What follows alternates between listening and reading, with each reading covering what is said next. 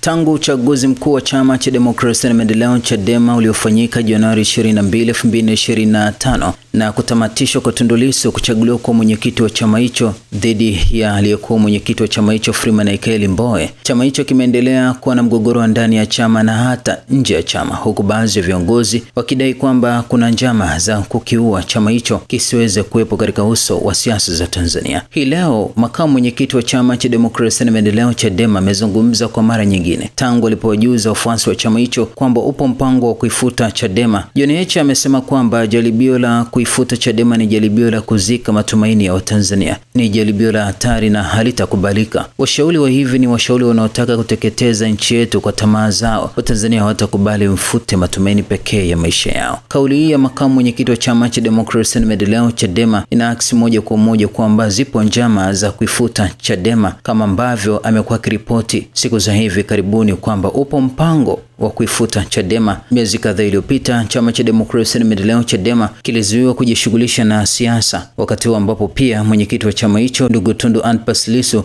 akikabiliwa na kesi ya uhaini.